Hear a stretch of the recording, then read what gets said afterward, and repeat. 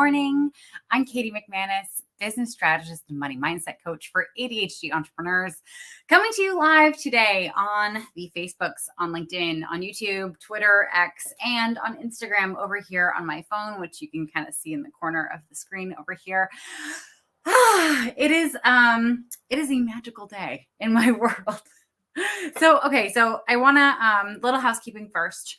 If you comment and you're coming from a place other than LinkedIn, sometimes the comments don't all come to me. Hi, Rohit, welcome. So if you comment and I ignore you, unless you said something really rude, it's just the technology not working. Okay. It's not me ignoring you. I promise. If you do say something rude, then we'll have another conversation. But I don't think we'll have any issues with that. Anyway, I wanted to go live and tell you a little bit about what I'm spending today doing, because I think it's a great reminder for anyone who's running your own business to take time to get shit done. Hi, Laura. Welcome.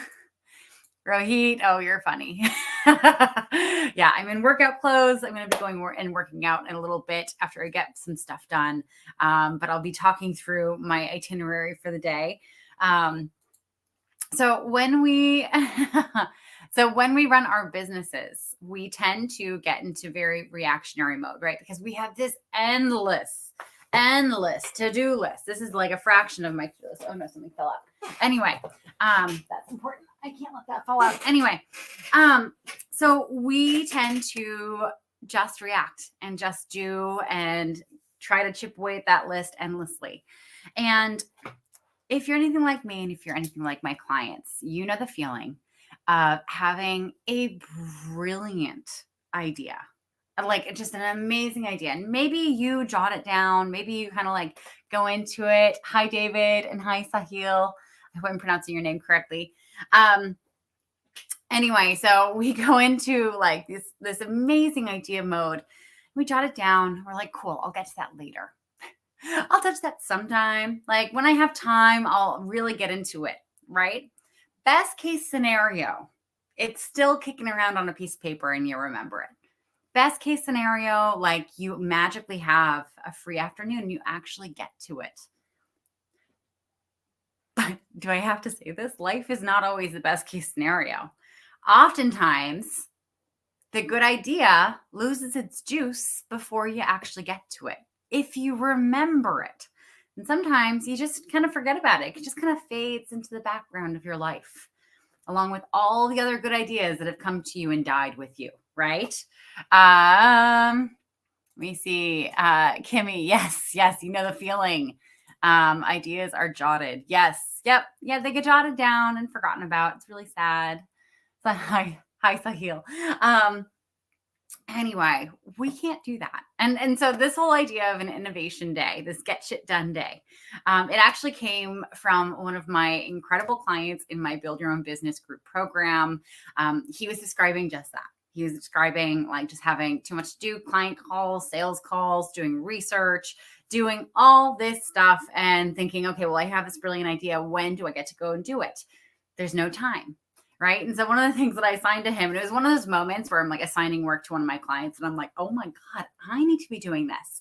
I don't do this. Like, and if you're a coach, you know this feeling. If you do any kind of service where you're giving advice to your clients because you have an expertise here, you know this feeling of being like, oh my God, like I really need to walk my talk. So anyway, so today is my innovation day. It's my get shit done day.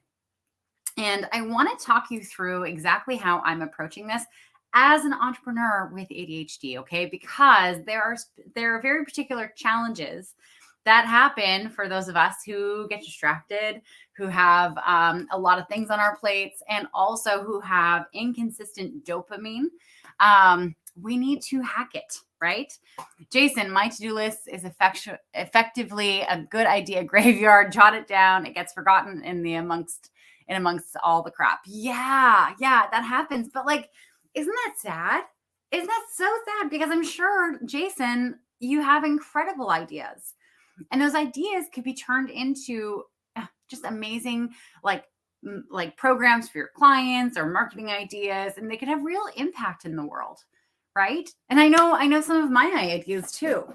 So I want to walk you through exactly how you can approach your own innovation day, your own get shit done day, especially if you have ADHD. Okay. So let's talk through having ADHD first. All right. So when you are planning on having a creative day, the number one most important thing is you need to have enough sleep. Okay, I know. Jorn, I have ADHD too. Welcome to the club, dude. Yeah, you're with your people right now. Hence, I'm very interested in how you approach this day. Yes, yes, yes. Okay, cool. So let's talk through it. So when you have ADHD, you need to have enough sleep. So I know you're thinking, okay, well, this is a day that is carved aside. Let me see. You need emotional people around when you have ideas. Yeah, that can absolutely help. Let me see. And hi, Jake. Welcome. Hi. So where was I? So, oh yeah. So when you have ADHD and you want to carve out a whole day to get work done, to be creative and all things, it's going to feel counterintuitive to let yourself sleep in. Okay. Hi, Nate. Welcome. Oh my God, you have the cutest baby. Hello. It's going to feel counterintuitive to not set an alarm, to let yourself sleep in a little bit. But let me tell you, it's going to make the biggest difference because a well-rested brain has far more capabilities of making random connections to random shit than a tired brain, right? We all know this. All right. We tend to get our most creative ideas. We tend to be able to get the most done when we are well rested. I think a lot of us are of the age right now where we grew up in this time where sleep deprivation was like a badge of honor, right? That whole saying, like, I'll sleep when I'm dead, was a thing. And really, the studies that they're doing right now around sleep are just incredible. They did this study, or they did like a whole, I don't know if it was like a proper study or if they just interviewed a bunch of people who played the violin. So professional violinists who slept less than 7 hours a night played worse over time than violinists who slept 8+ hours a night and got at least 2 hours of napping time per week. Okay. The violinists who slept more practiced less than the violinists who slept less than 7 hours a night. Now that's like an hour difference at the least. Okay. So that is how important sleep is to your brain. If you want to deliver good work, if you want to put good work out there, you need to be well rested. Okay. So giving yourself some time to sleep is going to be so important. And I want to shout out Andrew Stout. Good morning from Canada. Let me see. It can create new neural pathways at a fast pace. Yeah, exactly. Your brain has a lot more elasticity after sleep. Exactly. And hi, Noor, and hello, welcome. Anyway, I had another thought. This is an ADHD brain happening when I've already been spinning in creative ideas, just so you know. So you've given yourself enough sleep. You want to caffeinate, you want to hydrate, you want to eat something.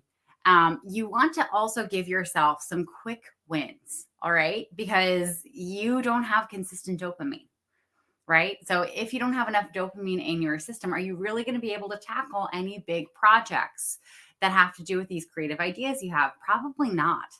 Okay. You're probably going to look at it and get kicked into executive dysfunction. And then you're going to start punishing yourself for not getting anything done with this day that you set aside. And you're going to start this downward spiral. And it's just going to end badly with you sitting at your desk at 9 p.m. that night, having gotten nothing done and feeling like garbage. And we don't want that for you, right? So first and foremost, I know this is your day to be creative, but you need to get some shit done. All right. So we know as people with ADHD, we cannot eat the frog.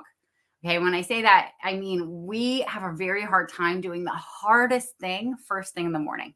Okay. We need to do some simple things. We need to cross off some easy wins from our list first thing in the morning. That's how we get that dopamine drip going. For me, going live is one of those things. You may not feel the same way, but when I go live, I make very little notes. I do most of it through improv. And for me, it's like the easiest thing for me to cross off. Okay. It also establishes, I've posted, like once I've gone live, I've literally posted to all the social media platforms that I'm on. except for TikTok, right? Because I haven't hit 1,000 followers on TikTok yet, and they won't let me. It's really sad. Anyway, that's a story for another day. If you want to go follow me on TikTok, then it's KATIE.KDHD. Clever, I know. Anyway, so you want to give yourself some easy wins. So for me, my 3 quick wins that I'm giving myself to do this morning. So I have until noon to do it. It's 10:30 now. I need to write my emails, my newsletter emails that need to go out this week and next week. I also need to write some quick emails that will remind people of the webinar that I'm doing tomorrow. If you haven't registered for it, then I will be posting about it later today. It's all about how to post vulnerably on social media when you're not comfortable posting vulnerably. All right. Vulnerability is on the spectrum, and you get to choose how much of your information about your life you want to share with people. Hi, David. Welcome. And anyway, so I have to post about that. I need to write about that. I need to send the emails out for that. I also have another webinar that I'm doing next Saturday that I want to at least get scheduled and get the link up. If you are thinking about doing webinars in your business and you think, oh my God, it has to be like this long drawn out process, and I have to plan, I have to make like a 20-page PowerPoint. No, you don't. No, you don't. You can do a pop-up training tomorrow. You can do one tonight. You can do something without any PowerPoint slides. I have to tell you, like the webinars that I've done with PowerPoint slides never get me clients. I never get clients from those. The webinars that I do where it's just like a Zoom meeting where we're just talking and I'm sharing some information and I'm like involving people in the conversation, those always get people who want to sign up for my programs. Don't overthink it. Just put yourself out there. People cannot give you their money if they don't know that you exist and that you can help solve their problems. Anyway, that's a little side note. Let me see. Hold on. I'm behind on oh my God. Sudeep, I hope I'm pronouncing your name correctly. Welcome. Good morning. Brain needs constant stimulus. Yeah, I know. It's the ADHD challenge is real. We need energy for constant stimulus. Yep. Jorn, really sad. I'm not sure what's sad. I can't remember. Or maybe it's the violinist story. Rohit, you don't need to do anything before you are happy to start your day. Okay. I'm not sure what that means, but sure. Yeah. Not very scientific, but I complete Wordle in 1 or 2 less goes when I have 8 hours sleep. This is based on 2 weeks of research, PhD incoming. I love it, but it's so true. It's so true. Our brains really do function better when we have sleep. And yet we rob ourselves of sleep all the time. Sleep is so important. Seriously, like if you think you're going to get more done by robbing yourself of 2 hours of sleep a night, you are actually setting yourself up to take way more time to do simple tasks and to fall way further behind. And you're also going to harm your body literally in the process. Okay, don't do that. So for your innovation day, let me see. How do you turn your brain off to sleep? Oh, that's a great question. So I do a couple things. So I have some like books on tape and some TV shows or movies that like I've watched or listened to enough that I know the storyline. So like the whole Harry Potter series, okay? Like all the books. I have listened to the books on tape so much, especially the Jim Dale ones. Like, oh my God, he's incredible.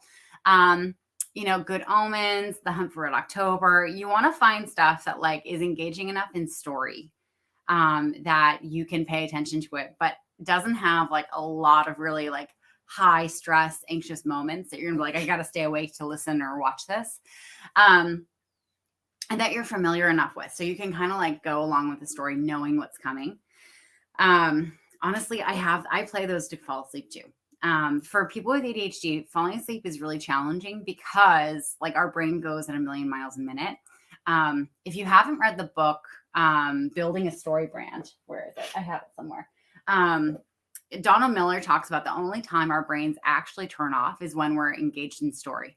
Okay. It's the only time that we're not daydreaming or we don't have that like commentary of like all the shit that we need to do that day.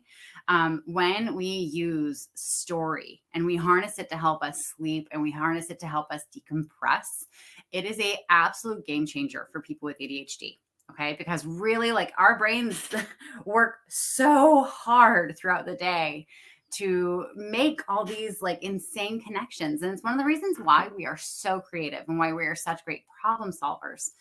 And it also takes a lot more energy. So I'm a big fan of those. I'm also a big fan of like visualizations and doing like body meditations, which means like you like purposely tense your muscles, like, and you kind of go throughout your body and then relax them.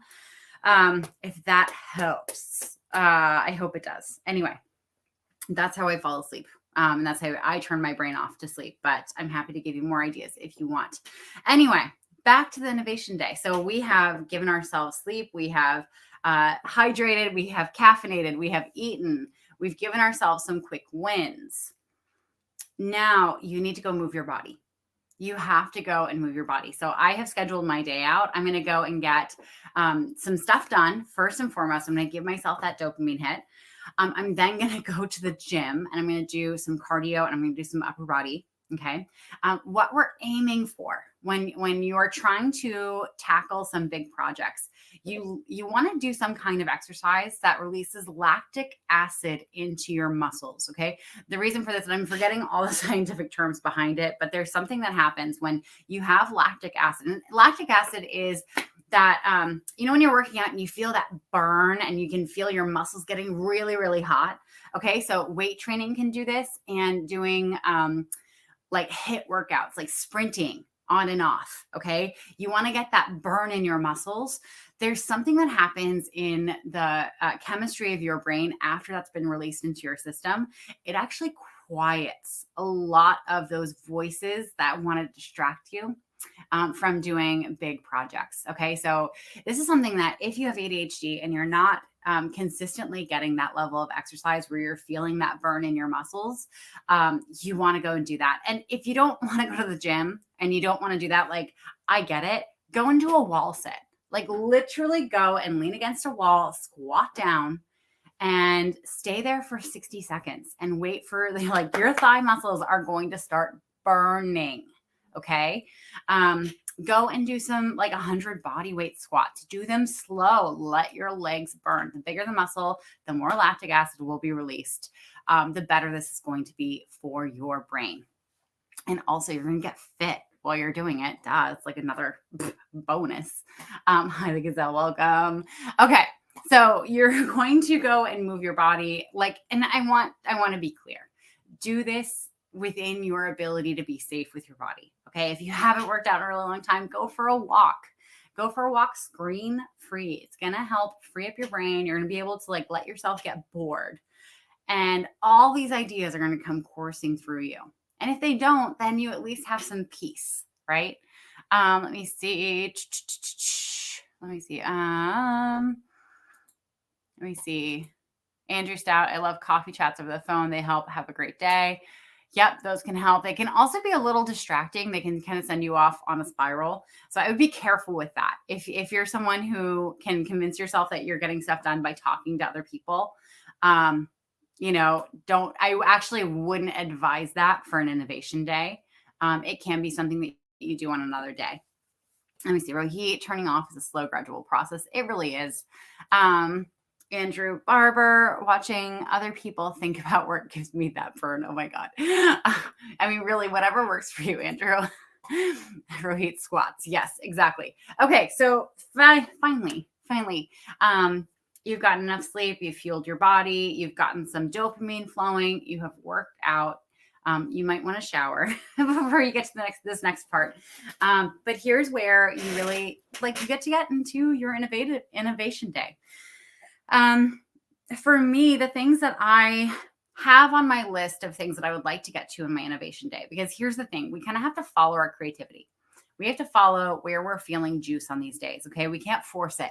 Okay. If we try to force it, it's not going to flow. We're going to get frustrated and we're going to want to throw the baby out with the bathwater, which is a very odd saying. It seems very like someone wasn't really meant to take care of children.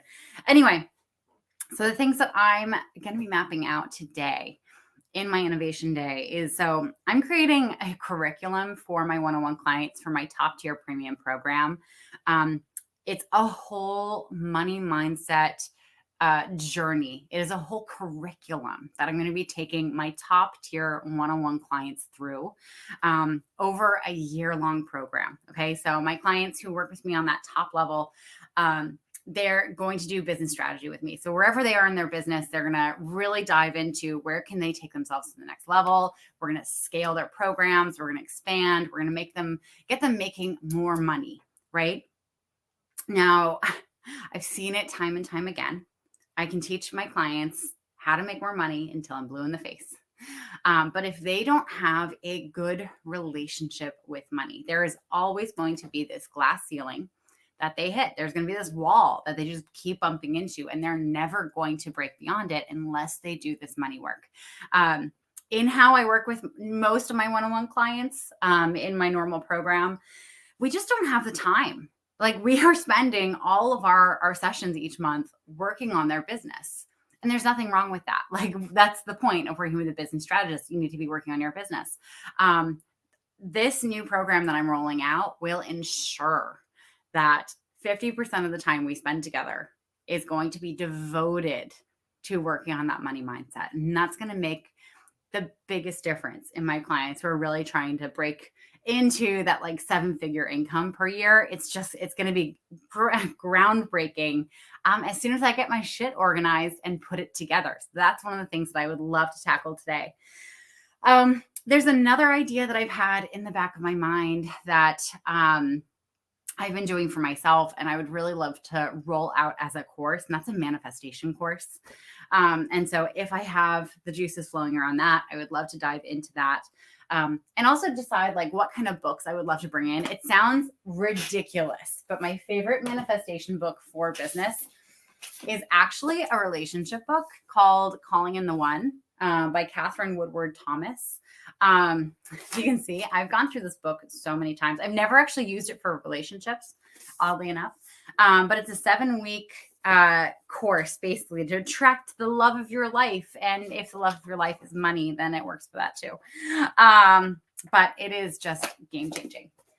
So that's one of the things I would love to create. And then I also would love to create like an organization pack that my clients and anyone in my world can just basically go and buy on Gumroad for like $15. But that takes a little extra juice for me because I'm not the most like visually aesthetically inclined. Okay. I have a really hard time creating graphics and things that look pretty and that are also useful. So that'll be really fun. Let me see. Rohit, cold shower. I mean, if you want to give yourself a cold shower, I support you in that. Counting big currency notes. Yeah, sure. Let me see. Jorn, I don't have a good relationship with money. Jorn, welcome to the club. Most people do not have a good relationship with money. I want you all to think about it.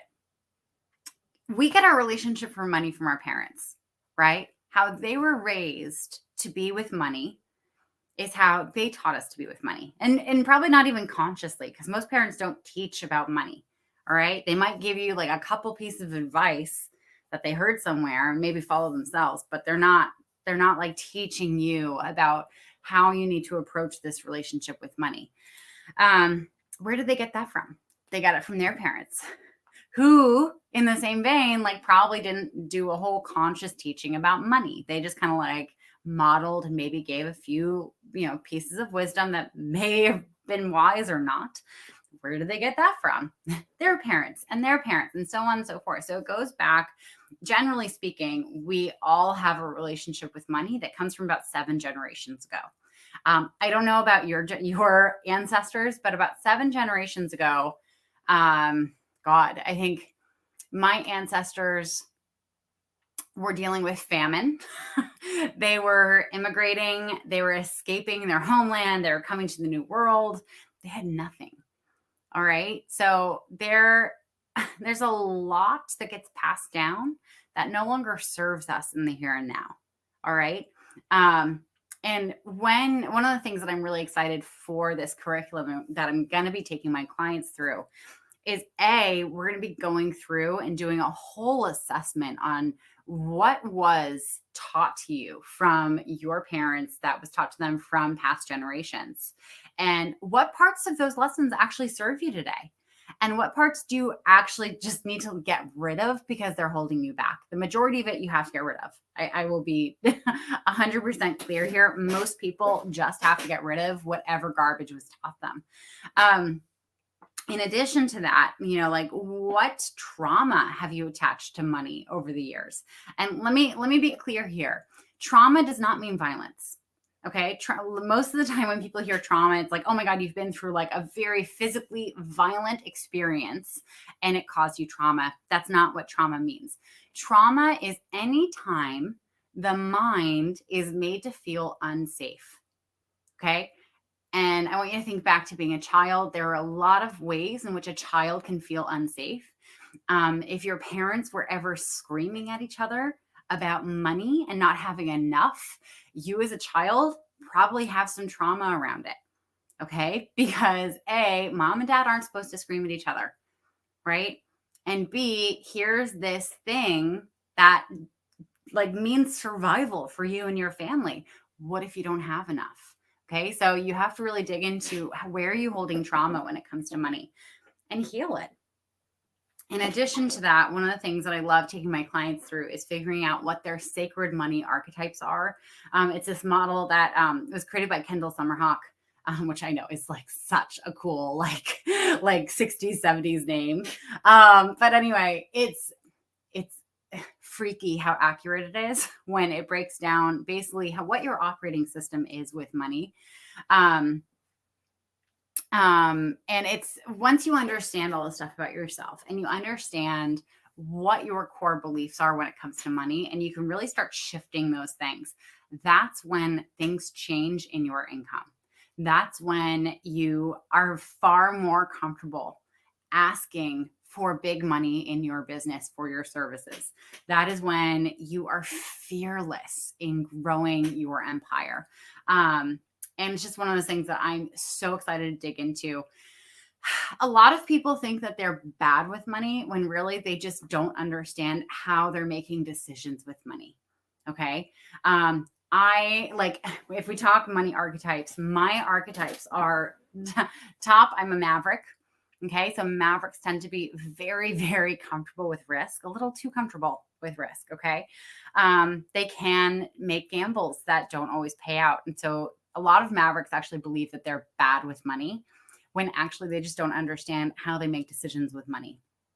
My second archetype is I'm a nurturer. Okay. So nurturers are very well known for prioritizing everyone else's needs beyond their own. Okay. So nurturers, very much like mavericks, don't tend to hold on to a whole lot of money for themselves. They can accumulate money if it's in service of other people, like their children or their older parents or whatever. And then my third one is also not a money keeper. It's the celebrity. The celebrity loves spending money on things that like make them feel successful, right? All of these archetypes have different strengths, right? So like this comfort with risk, that's incredible for someone who is an entrepreneur. All right. So I'm really grateful I'm a maverick. I have to figure out different ways to create guardrails for myself, to keep myself in my strength and not in my challenges. But that is something that I get to do when I know what my limitations are. The same with nurturer. Like I know that in my businesses, there has to be some component of giving back. I know that in my finances, I have to have a fund where I get to like help those I love when I can. But I also need to plan it. It can't be something that it's just like it's coming out of my normal income. It's coming out of my normal budget. And then for my celebrity, I mean, there are so many strengths that come with celebrity. I mean, here I'm going live. Like I don't have any problem being the center of attention, right? For the celebrity, finding ways to use those strengths. Oh no, I'm losing connection on Instagram. Hi. Okay. Finding ways to use those strengths is going to be a game changer. And also maybe not making money decisions from my celebrity. It's probably not the best idea. But whenever, and there are 8 different archetypes. So, I mean, like yours could be absolutely different than that. And the combination comes together very differently.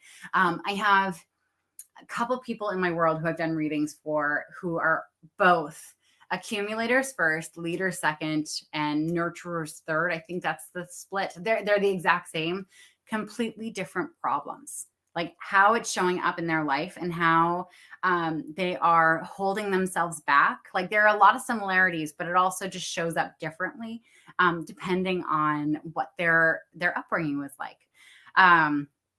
So I can already tell this is where I'm going to be spending my time with my innovation day, because the fact that I am already like getting so into this this topic, this is going to be where I spend most of my time today. Let me see. Calling in the one. See, today you don't see your money and running behind gathering money. Not sure what you mean there. Brain stops is trauma. You have to move your money ahead as you move up in life. I'm not sure what you mean. I'm not sure what you mean with that, but I want to agree with it. Sounds good. Anyway, so that's how you do an innovation day, guys. That's how I'm going to be tackling the rest of the day. I've done this quick win. I've gone live for over a half hour now. That's pretty badass. I have to do some emails and some posts and make that webinar. Need to go work out, and then I need to get into the creative work. Okay. If you are curious about any things that I talked about today, go to my bio and book a Generate Income Strategy call. I'm more than happy to talk you through this. And if you want to come to the webinar that I'm doing tomorrow on vulnerability, how to use it in your marketing, how to use it to leverage your personal brand, and how to decide how vulnerable is the right amount of vulnerability for you, while respecting your privacy, just keep an eye open for that post. I'm going to be sharing it in all the places later today. And it will be happening tomorrow at 4 p.m. Eastern Standard Time. Anyway, thank you all for joining. The Gazelle, Free the Laugh, Rest and Relax Boston, D.I. Klein, Nora Del Hawari, Nate Peters Posts, Sahil Sood, David J. Fryman. Let me see who else. Rohit. Let me see. Jorn. Andrew and Andrew, two different Andrews. Jason and Jorn again, and Sudeep and Jake. Oh my gosh, you guys and Kimmy. Just want to make sure I'm not jumping over anyone. Laura, thank you all for joining. I hope you found this super useful. And if you are planning your own innovation day, I would love to hear what comes out of it. So keep me in the loop. All right. I'm Katie McManus, business strategist and money mindset coach for ADHD entrepreneurs. Thank you for joining me, and I will be live with you again tomorrow. Mwah! Bye.